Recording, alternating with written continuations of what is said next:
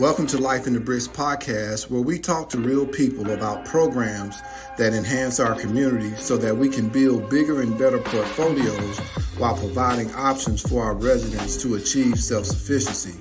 I'm your host, Tony McGinnis, Executive Director, CEO with the Huntsville Housing Authority.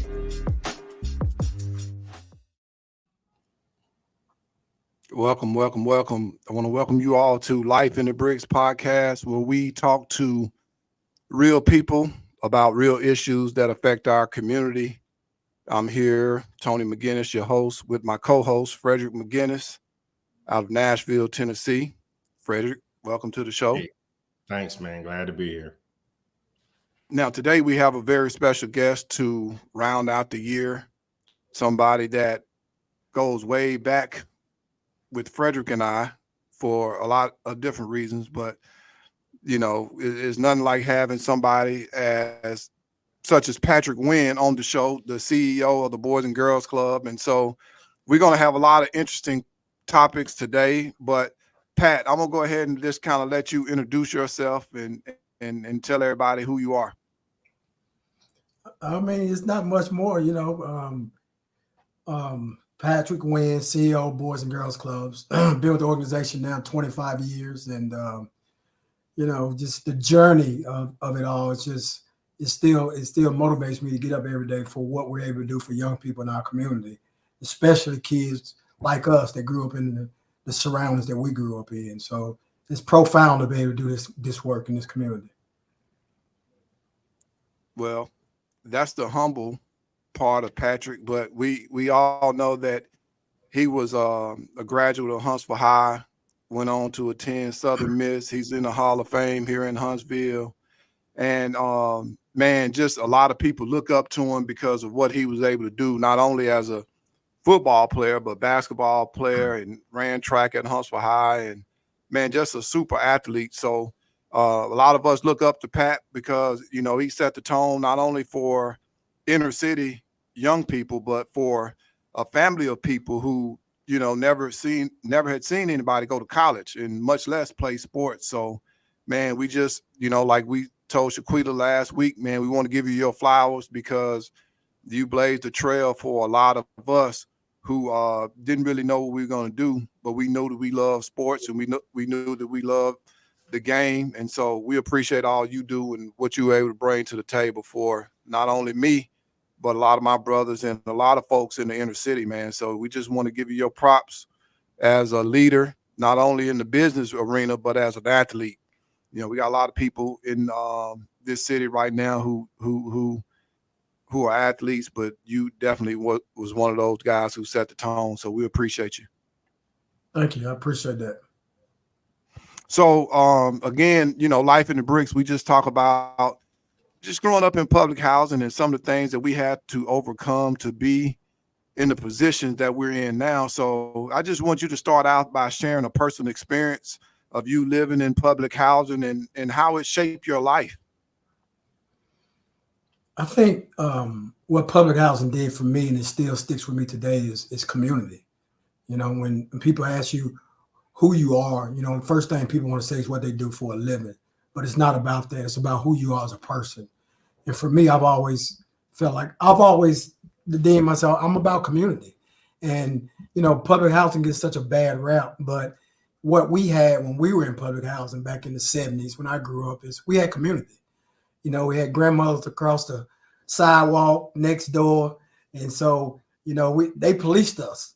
And so it you know, even we were mischievous kids, but, you know, we knew that the ladies in the communities were watching. And it's amazing what they could do with communication without cell phones. You know, it's like they could send a private message to your grandmother or to your mom about, hey, Patrick got to throwing rocks, or he climbing a tree, or he doing this or doing that. And cell phones didn't exist, but they just had a way of communication. And so, you know, I think that was established as a kid growing up in public housing, as community. And so that's always stuck with me, is that we got to take care of our own community. Man, you know, you brought up something that I didn't really think about. We did grow up. I mean, you and I especially grew up in the 70s. Yeah. Public housing. Yeah. That seemed like it was so long ago. Yeah, it was. It was. You think about, us growing up and during those times, man. It's so many things didn't exist growing up in the 70s, and so. But at the same time, we were safe. You think about today, parents got Life 360 on the kids' cell phone. They got all these tracking devices. But we just had a way, the community had a way of protecting its own when we grew up. From the moms, the grandmothers in the community, they looked out for us, they made sure we were safe. And we didn't have all this, we didn't have these cell phones that could track you and put things on your cars and things to that nature. And so those type of things reared us and made us be community people because of that's the kind of environment we grew up in. Even though people outside of public housing thought it was just the worst. We didn't have a lot, but at the same time, we had community back then. Right. We were safe, and we always knew somebody was looking out for us. So those things stick with you. One of the things that I always tell people say, what neighborhood did you grow up in? I always say, when I was a kid, I used to say Sparkman Homes because I didn't want to say Mason Court or Little Vietnam. Yeah. And I just found out that the reason they call Mason Court Little Vietnam is because they call Butler Terrace Big Vietnam. And so what were some of the biggest challenges you faced living in public housing, and how did you overcome them? Wow. Pat, before you start, so if they call Mason Court Little Vietnam, Butler Terrace Big Vietnam, what they call Fantasia? Right? What they call Fantasia? Yeah. Crazy. Yeah. I'm not sure. You said what were some of the biggest challenges? What's unique about growing up when we grew up is that everybody that you knew had the same stuff that you have or didn't have. And they came from the same background. Everybody we went to school with had the same probably income levels at home. And so when you think about growing up, this is all we knew. Right. There wasn't a lot of television stations where we could see the outside world, a lot of social media where we can see what we didn't have. Correct? So for us, I know what kind of mother y'all had, what kind of mom I had, they provided us what we needed at the time. So I think as you get older and then you matriculate to high school, for me, I went to Huntsville High. That's when I realized I was poor. When I was at West Huntsville and Stone, I didn't realize I was poor because everybody, they looked just like me. Right. And so when I went to Huntsville High and kids were being picked up in BMWs or Porsches and things like that, and I was like, oh, so I've been poor all my life. I've been poor all my life. And so, and there are a lot of times we can look at things as challenges, growing up poor in public housing. But I can honestly say there was so much love in when we grew up because of, once again, I'm going to sound like a broken record. There was a lot of community in public housing. Yes. Now I'm not saying that there weren't issues. There were a lot of issues growing up in Butler Terrace. And so I think probably one of the biggest challenges was as kids, especially as boys, is looking for things to keep us busy without getting in trouble. All of us was very mischievous and we did certain things that we probably shouldn't be doing. So I think one of the biggest challenges for me was because I had a mama that she ruled with iron fists, right? And so one of the biggest challenges for me was, go outside, have fun, have a good time, but don't get in trouble. Don't get in trouble. And so, and I think those was one of the biggest challenges for me because when I think about, we didn't have certain things, but there was so much love to go around, and that makes up for a lot of things that you didn't have. And two, I really believe in this because of we were just limited into what we saw outside of our community. I'm not sure we knew what we didn't have to a certain extent. Absolutely. Go ahead.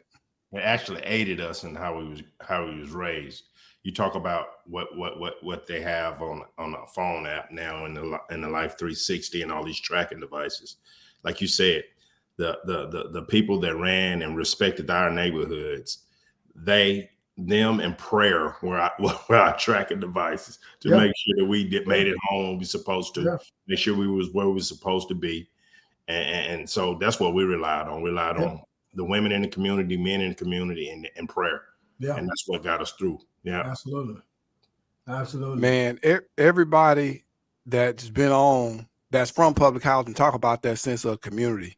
And how it played a major impact, and how you see people now and you're like, man, we go way back. You don't even have to say anything.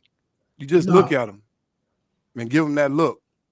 So I can remember look at Miss Dolly D, Miss D, all the ladies in the community that had the eye. You knew they were watching you. So it's just certain things you weren't gonna do because they had those signals they can get back to your parents, like that was community. That's what community was about back then. And this is one of the things that also, really gives me chills sometimes, is that we've always known how to do community. People come into the community now and they have block parties and they bring things to the community and they think we teaching folks how to have community.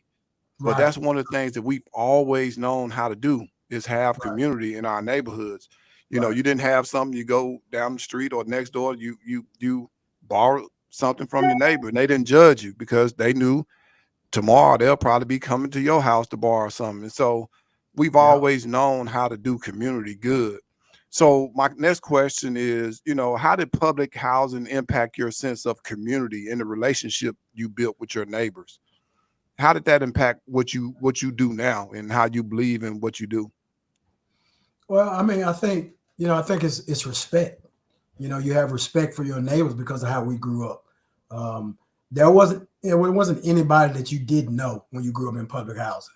And so you knew at apartment A, apartment B, apartment C, you knew everybody that lived in an apartment, every person. And so it wasn't one of those things where you didn't talk to people, you didn't speak to people, or people wasn't aware of what was going on in your apartment. And so that just makes you aware of your neighbors now, because like you said, we've always known how to do community. And this is not foreign to us growing up in public housing. And it wasn't invasive. We didn't intrude on people. It was just it was community. It's you got to know your neighbors. And like you said, I can remember as a kid going and borrowing sugar. Going when I wanted some cornflakes. It just said cornflakes. It wasn't no brand. It was just said cornflakes. And I remember I need to go get some sugar or some milk. You know what I'm saying? Right. And there are things I can remember as a kid. I've always been a huge peanut butter eater. I don't know, Fred, you might not remember this. Tony, you remember those peanut butter cans, those big silver cans? You remember that? Oh yeah, yeah. You had to get the can open the peanut butter. It was in a silver can. And so I can remember always going around to neighbors' houses asking for peanut butter because I love peanut butter. I would eat it all up. And so those are things that, like as you alluded to earlier, Tony, community has always been who we are. So now when you as we all sit here and we're married with kids and families and we live in certain neighborhoods, this is not new to us. Right. We've always embraced people, and because of how we were reared and raised in public housing. And so there were a lot of positive taken from public housing that allow you to be a community person now. Man, that's powerful. I think about you and the success that you've had in the Boys and Girls Club movement. And, not only in the city of Huntsville, but throughout the state and throughout the country. But what are some of those positive aspects that were there for you when you grew up in public housing? And how did you find them particularly valuable to your growth? I think the most important thing for me was the way my mom raised me. She's always tell me your zip code does not determine your future. And so I can remember being a kid and I always saw myself outside of public housing. I always envisioned myself doing certain things. I can remember always like saying to there are certain things for me, at least, I don't believe you tell everybody your dreams and your goals. And so I would always envision myself like one day I'm gonna wear a shirt and tie. I'm gonna have a briefcase. I'm gonna be a businessman. I used to always say that to myself. I didn't tell my mama that, but those are visions that I had in my head. And so, I believe if you can't see it, you can't be it. And so I saw those things as a kid growing up. And so, I just always saw myself being more. And I felt like there was always you don't really know it at times why you got this feeling and this urge in you, but it's a calling on your life. And I've always felt that calling in my life where you're gonna do some good things in life. And it's not something that I'll go around and telling people about. It's just those internal goals that I set for myself. And that stamp my mom put on my head when she said your zip code don't determine your future. And that was real for me. And not only that, but it was tangible on how I saw her in terms of working on the arsenal and cleaning toilets and saying one day I'm gonna have an office here. Mm-hmm. And I saw her work in the daytime cleaning toilets to getting a degree and then retiring from the arsenal. So I had that tangible role model that was right in my home. I didn't have to go to somebody else's house to see it. It was in my own home where she was cleaning toilets in the day and going to college at night. And then I saw her elevate from being a janitor to retiring from Redstone Arsenal 10 years ago. And so those are things that, you can't put a price on that. You don't have to look at a movie to be inspired. It was in my own home happening. So that kind of set the foundation for me in terms of my future. Man, that's powerful because, right now we try to really let people know the value of being a positive role model in these communities that they are growing up in. And we're seeing some people get it, some people don't, but the power of having somebody there that you can emulate, that you can see, that can kind of show you the blueprint is very, very important. And it kind of leads into our next question. What are some of the misconceptions or stereotypes do you think people often have about public housing residents? And how do you personally address these issues or stereotypes? I think the main thing is, I think people think public housing residents are lazy. They don't want success. Nobody grows up and say, hey, this is all I want in my life. So I think there are a lot of, that's the main misconception of, public housing residents don't work. They don't want anything. Right. And so those are things I think have been stereotyped by media. And so a lot of times the stories are not being told. So that's why I think this podcast is great because, it's not just us, but there are so many people that may not get a chance to be on this podcast or have the success level that you guys have had, but they're successful in their own right. I think success looks different for everybody. If you grow up in public housing, you can get your commercial driving license and you make $50,000, $60,000 a year, you can raise your family, that's success. So you can't measure success from one man to another. And so I think the biggest thing is that there are a lot of hardworking people that may not have this platform that have been successful in their own right, raising their families. And they weren't born on third base. There are a lot of people that were born on third base and think they hit a triple.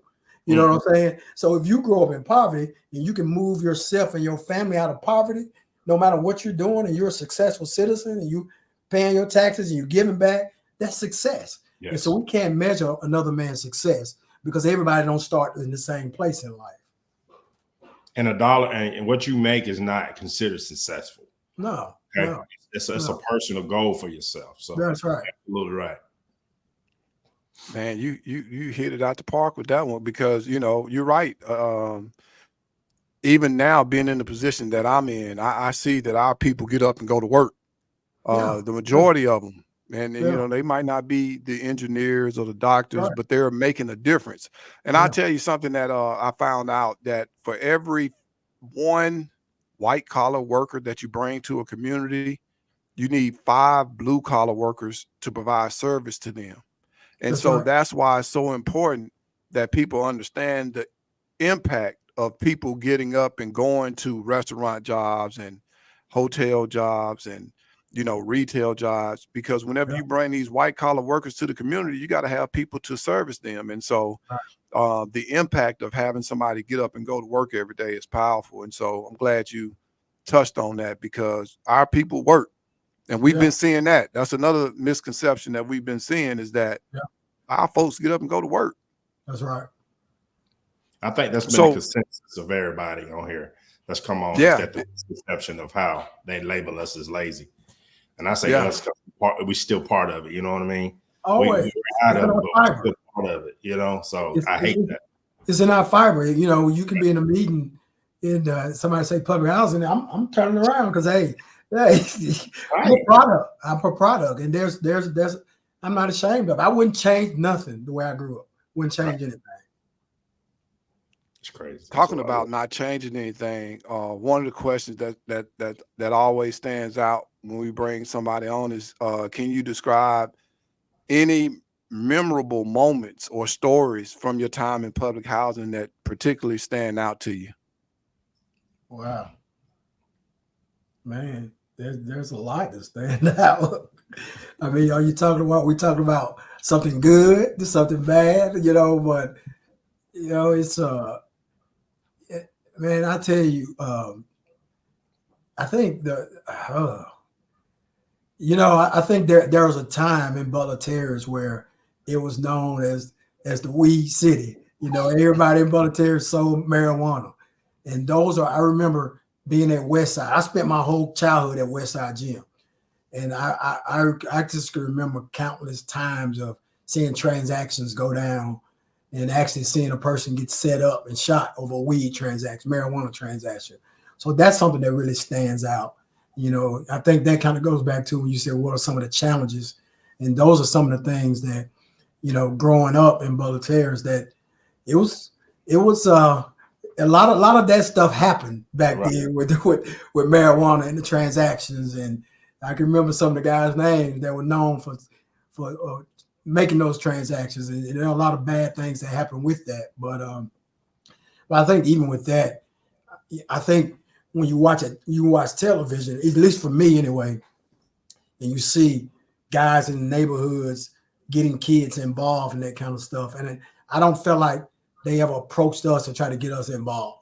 I think they protected us, especially when they knew we were in school and trying to do the right things with ourselves. I never had anybody approach me as a kid, and say, hey, go run this package somewhere. I think that they respected us, when we were kids. A lot of times you might got approached when you was a teenager or something like that, but as kids, I don't think that ever happened for me. I feel like that's where the community came in. That they knew that people had eyes on them as well. Yeah. It wasn't just the police that had eyes on them. The same people that had eyes on us and keeping us safe had the eyes on those guys, and they knew that. They knew they couldn't approach us like that.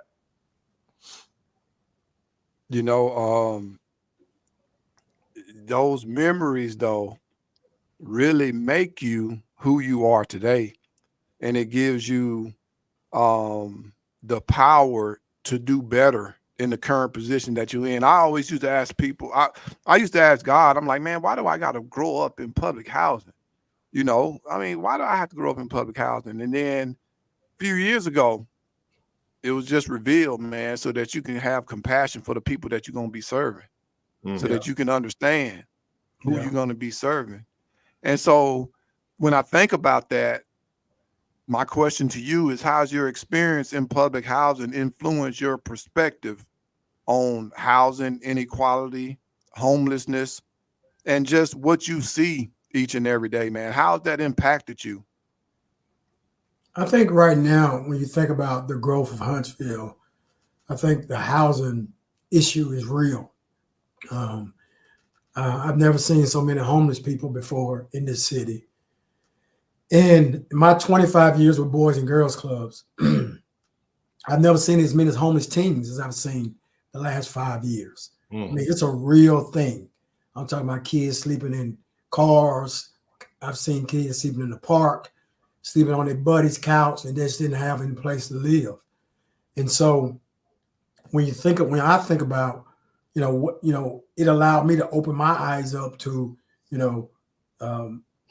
whether it's public housing or not, having a safe place to lay down and a secure place is invaluable, because now so many of our families are experiencing a housing shortage. And in even the ones that are in apartments that are not public housing, I think you'll see 7, 8 people in a 2-bedroom apartment. And so these are real issues that we're facing right now in Huntsville that, you know, it allows you to look through a different set of lenses, because you've been there and you know the challenges of, you know, not having a secure place to live. Mm-hmm. And so when you think about the growth now, you know, I just wish there was a magic wand we can wave it, like we can create this, you know, secure homes and secure places to live for these families, because the average home in Huntsville now is $350,000. And so when you think about the lower income, you know, some of those jobs that some of our residents have, they're priced out of a home. Right. They're priced out of a home. And then even I think, Tony, you and I went to that thing United Way had, and they talked about the average price of an apartment now. They're priced out of an apartment. Yep. And so at some point, all that stuff is going to come to a halt, and we're going to be at a point of no return. And so my concern is, you know, the growth is great, right? Everything that's happening is wonderful. But my concern is, if we don't address those critical issues, you become Memphis, you become Birmingham, you become Baltimore, you become those major metropolitans that didn't address those issues. And so we gotta take some time to pump our brakes on the growth and say, hey, you know, with all the growth that's happening, there's a zip code we got to bring along with us. Because if we don't bring them along with us, the worst thing that can happen to a community in a zip code is if they feel like they don't have any hope. Right.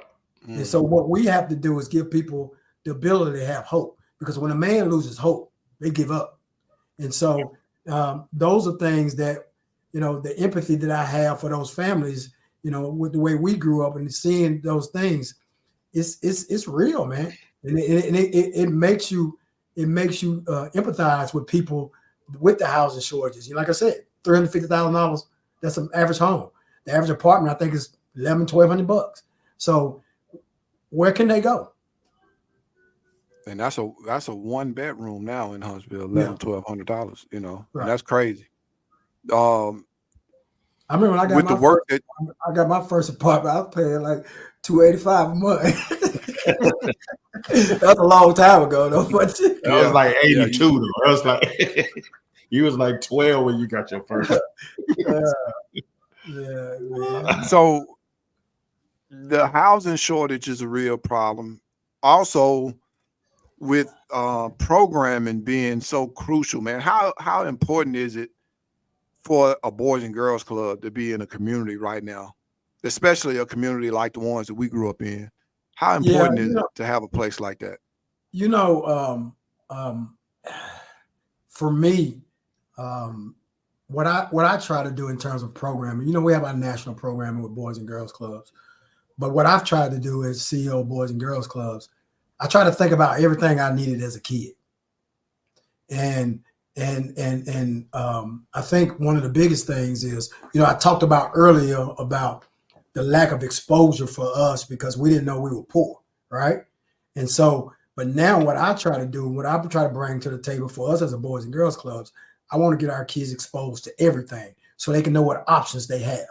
Because of so many kids in certain zip codes, they don't know what they can be because they only see certain things. They see musicians, entertainers, and athletes on television.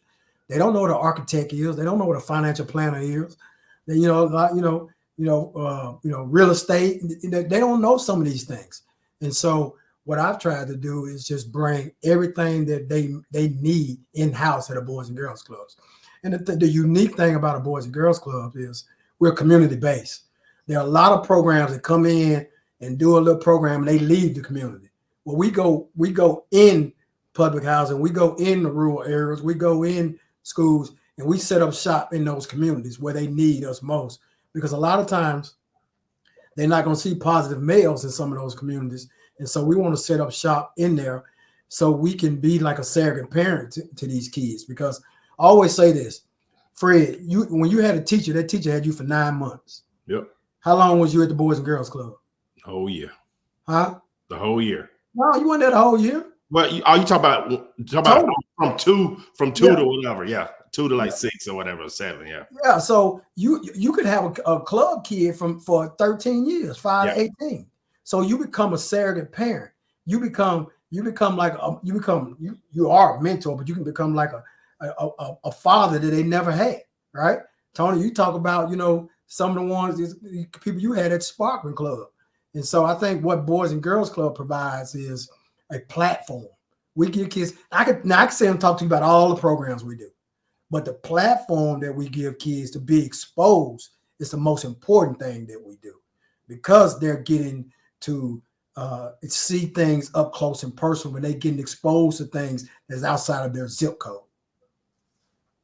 I tell people all the time, Boys and Girls Club gives folks an opportunity to really become who they want to be in an environment that's not intimidating. When I went to the Boys and Girls Club, it was cool to be the kid that made A's and B's, even though I was an athlete. It was cool that, I wasn't getting involved in all the other things that everybody else was getting involved in. And I went there every day. And like you said, it wasn't about the programs. It was about having somebody there positive that I can reach out to, man. And so I appreciate you sharing that. I want to add one more thing to that. I think a lot of times when we grew up in inner city and public housing, we had to put a facade on for survival when we out in those communities in the streets. So we got to be this tough kid, even though we scared to death. And so when you walk in the Boys and Girls Club, you can be that kid. Yeah. You don't have to put that facade on. You ain't got to be tough. You can be that 10-year-old kid with a snotty nose. Mm-hmm. You can be that kid. And you can say, you can have a love for reading. And you're gonna get mocked for being smart. Right. And so I think that's the biggest thing. It allows you to pull that mask off and just go in and be a kid. Just be a kid. And because a lot of times, and I'll say this, America does not allow Black boys to be kids. They don't. America don't allow Black boys to be kids. And so the Boys and Girls Club is a safe space for that. Man, that's deep. He said, what was that, Fred? That's it. There it is. He said it. And he meant it. And it's true. Show us what the sign change that states otherwise. Yeah. So what changes or improvements do you think need to be made in public housing? Just kind of based on your firsthand experience and what you are seeing now, what are some of the things that need to be changed? I think for me, and I don't want to misspeak. And so I'm going to just go from my experience growing up. It always seemed like the male wasn't welcome. And I don't know if that's true now. And I'm just saying from my experience. And so I think a lot of times society set up our communities where they didn't want the male there. They want to break the family up. And so that there were a lot of hoops that the man had to go through to be there with his family. And I'm not speaking of current day, so because it might be different. I'm just saying from my experiences.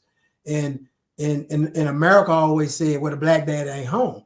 Well, you set these systems up where the Black daddy couldn't be home. Right. And so, so when I think about it from my experiences, it's like, why does a man have to fight to be with his family? It should be his right to be with his family. Right. And if there are some things in place to ensure that things are happening, then don't make it difficult for him to be with his family. And so I think that's the most critical part for me is, making it easier for a male to lead his family if they fall on hard times and they need to be in public housing. Right. I think that'll change the whole complexion of what happens in public housing. And it seems that America always want to say that the Black father is absent, but there were certain things set up that created that absenteeism in the Black family. Now, I will say, you can have a father in the home, but they must be on the lease, and their income must be counted. And I know sometimes that discourages people because you're thinking, why am I going to pay all this money to stay in public housing? So even as a director in this industry, I would say, we gotta do a better job of really trying to help families grow without always, as soon as I get a promotion, my Right. rent is going to go up. Right, As soon right, as right. I get this, and this has to change. I think one of the policies that we really have to work on is making sure that we give people opportunities and little periods of growth so that I'm not discouraged because my community around me is growing and I get a chance to take advantage of a good job. Then I shouldn't be penalized, or what I call penalized, because I'm wanting to make a little extra money. And so I do think that's one of the changes that need to be had. But But there needs to be a grace gentlemen, period. Yeah. Yeah. we gotta create Let's something. do a yearly check. There needs to be a grace period. If I get a $2 raise, my rent going up. If I get a $5 raise, my rent going up. And running the Boys and Girls Club, I ain't gonna say no names, but I had somebody say to me one time, they declined the raise because they was living in public housing. They declined the raise, and they was like, if I take this raise, my rent gonna go up.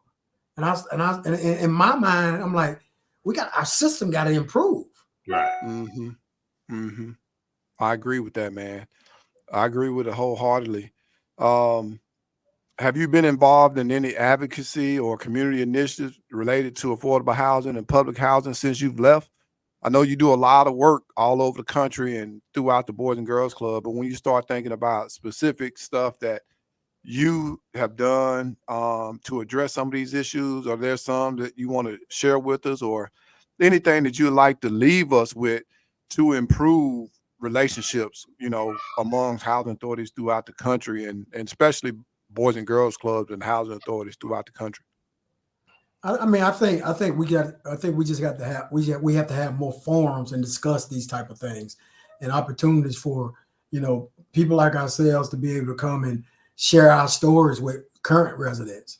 And because a lot of times, what I find is people see where you are today and they think it's always been easy. And when I tell people, sometimes I share my story with people and they're like, "Oh, are you for real?" And I said, man, I was born to a 14-year-old mother in public housing. She was 15. She got pregnant at 14. She had me when she was 15. So don't look at where I am today and think I wasn't born on third base. Right. And so I think one of the biggest things we can do is have open forums and share our story with people, current residents, and kind of talk about the things we've had to endure. There have been, now I have been involved with some United Way meetings about affordable housing and things of that nature.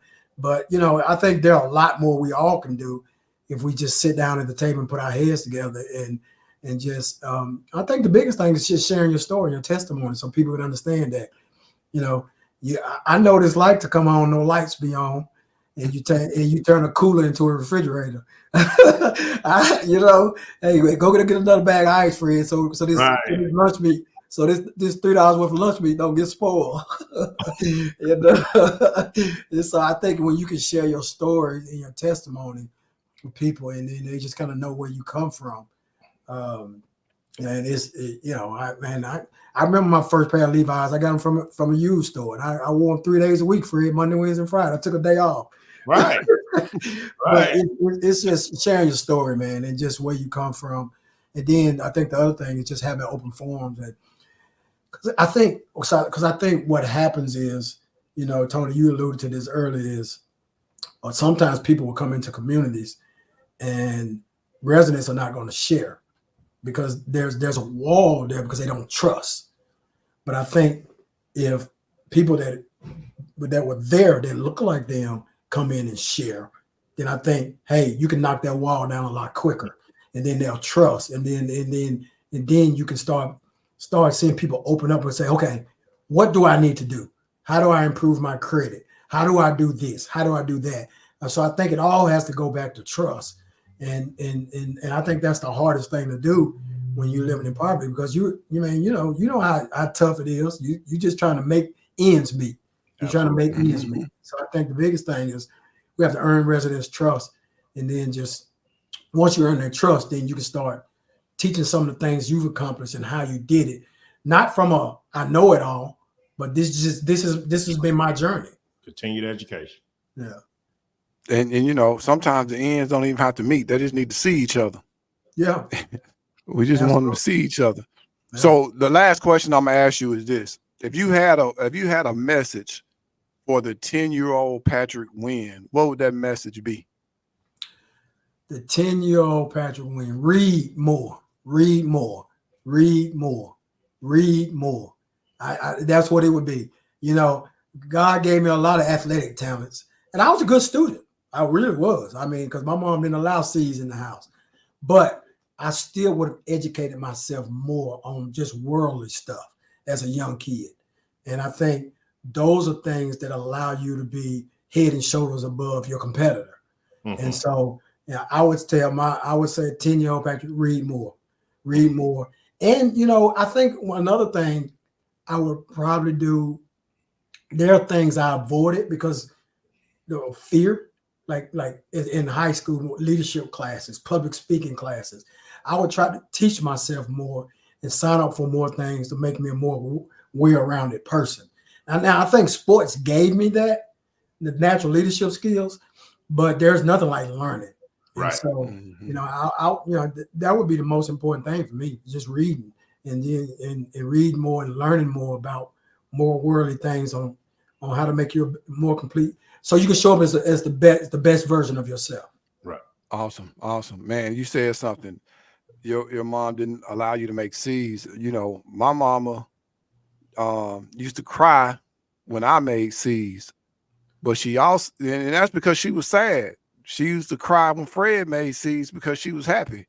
So I knew that was coming, Fred. I knew that was coming. I was waiting on it. I almost could have finished it, Fred. Right. You always take a shot. You know what I mean? Well, man, this has been a great show, Pat. We appreciate you for being on, man, and closing out the year. I'm definitely gonna have you back next year, but we definitely appreciate all you do in the community. For those of you who are watching this show today, please share it on all your social media platforms. This has been another great episode of Life in the Bricks, and we appreciate y'all for being here and listening. Thank you again for all that you do in the community, Pat, and Fred. We appreciate you for all you do. Thank you. Thanks for having me, guys. Yes, sir.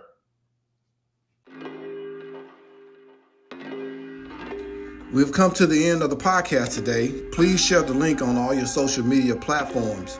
We hope that you all will join us again next time.